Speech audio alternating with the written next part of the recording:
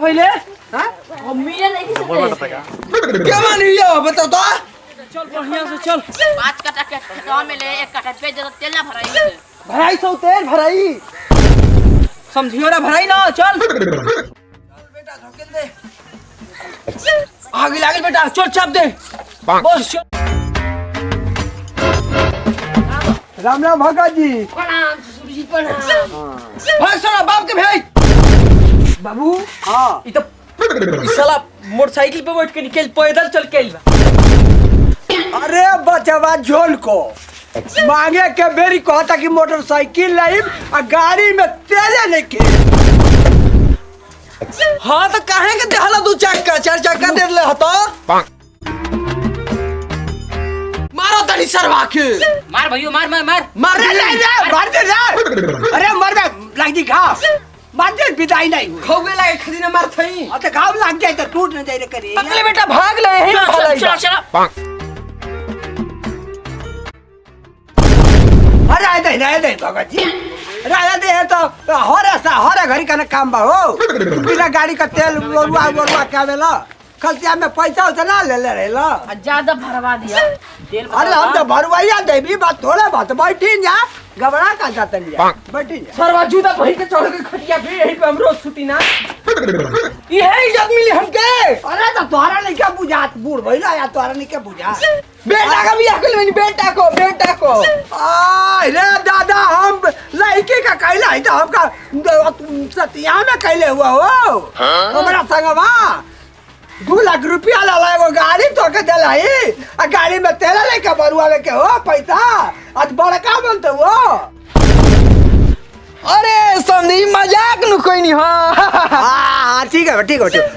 कहे का मतलब का चला भगत जी पता नहीं है कि पतो होइया के चलो हटा होई यही इज्जत मिली हमके तो ये रहो आदमी इज्जत तो का देखा था ए लड़के डाले तो इज्जत देखा तो वो तू वाला हो नो अरे आया अरे जो दवा ला रे दुकानिया वाला रे काय हो भगत जी बड़ा बढ़िया बाबू हां सरवा के बुझात नहीं खे है कुर्सी हटा देले हो हमार लगा कोई और करे सरवा सारे लोग ये नहीं क्या समझ में वो अपन छोटका जी जखन कुर्सी लिए आई अब बुझाता कुर्सी घर में नहीं खे हमारा घर में कुर्सी नहीं खे साला फिर खटिया पे लात हटाओ अरे काय करे काय हित कन काय काय सही कॉल डाले रे हमार खटिया हो जाए तो हित कन मत खटिया का काला बेर लात धरता अरे हित कन हो तो होता करे खटिया बिछा दे खटिया पे ना लात धरी आ रे भैया तू कैसा हमारे हित कर कर सिंगार से कहल जाला रे हिया पीछे बिछा दे बिछा हम कह लगन का ए हला पागल है आ गइल बा एगो हमार आ तो भगा जी कटा उठा गल गेहूं धान कटाई बाद में पहले अब लड़की के लिए विदाई करवावे के बा हम लड़के के विदाई नहीं करब खरमास में चाहे खुश रहबो चाहे नाराज रहबो हम को आदत आली तो को आदनी ई तो रोज रंगदारी होता करबत बितला या तू लिया जी हां हम बेलिया जाई तोरा काला से दे को देबो लइका होके के बाद तोरा काला से को देबो लइकिया के अब लइका होके चाहे कुछ होके हम तू बाल वाला तू लइका होके के बाद हम करबो सब में ना करो कोनो बात ने हो जाई से विषय हो जाई तो तू कब के भगतो नहीं कहला कि लइका वाले की काहे के कइला हम उकुल ना जानिला हमके विदाई चाहिए तो चाहिए तो जानत रहुआ ई बड़ा कलयुग अखार दे की को गोड़ भारू बा भगत जी हमनी के ना देखल जाई तो लइकवा मानते नहीं कि लइका लइकी हो जे से नहीं आग ना लगाते हो सो लइका कुछ हो जाई कुछ लइका लइकी के तो भइल फजी है हमार लइकवे सरवा कुकुर बा रे दिन देखाएंगे ना परी सरवा काहे के रे भैया बियाह करी का दूसर रे तो कोरी ना 2 साल से लिया के रखले वाला कहत लग अरे तो गोड़ भारू बात का करबो हो भैया कल हम करे के तैयार नहीं कि करबो सब बिजल तो तू लिया जी अपन परानी है हम का तो करो का तनी बेटा कौन हरे सरवा अपन बाप के नहीं चिन्ह गलती हो गल बाबू गलती हो गेला का कहत ले बेटा चले के ना ना भौजी से भेंट कर लेके अरे पेट निकलल बा आवे लग नहीं खे लइकिया तो हमनी के चले के देखो कार मार के बेटा जीबो फिर लात धर टांग पछो टांग के ना ना ठीक बा सर डरा करे जा हमारा ले जनते दिखो बेटा हां जोता तनी साली वाली भौजी के तनी देखिया जोता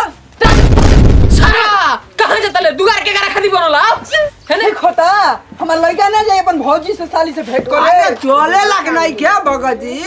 चले लग लइकिया नहीं के ये सब कइले बा हम सब कइले बानी सर खदी नी बिहनिया का पे धइले बानी लौर बना के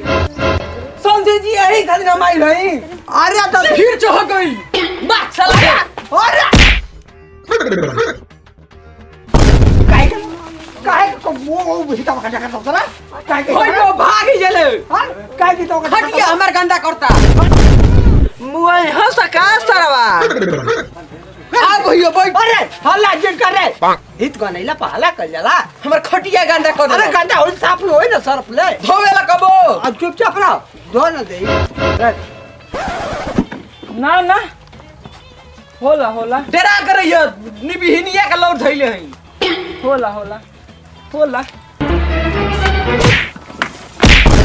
तो साला अपन बाबूए के बेर बेर मारत था हो ये मर्दली को कर मर सोख बा मन शोक बटले बा मन शोक बा जना तो पढ़ा लिखा ना पागल है पागल बुद्धू उल्लू पठकुल हो कूल बात है हाँ, अरे बच्चा बुझाता हमके। मैंने कहते हित बा कर तू जी बोला हित को से काम ले हल जाला अब बोल दे बता काम गबड़ा जाई हां बेचैन हतरा साथ अरे काहे के लेके मरता हो भगजी का भइले हम मिले नहीं किसे के मानी यो बताओ तो यखर नहीं दो लौरिया लौरिया दो अरे राजा दो लौरिया अरे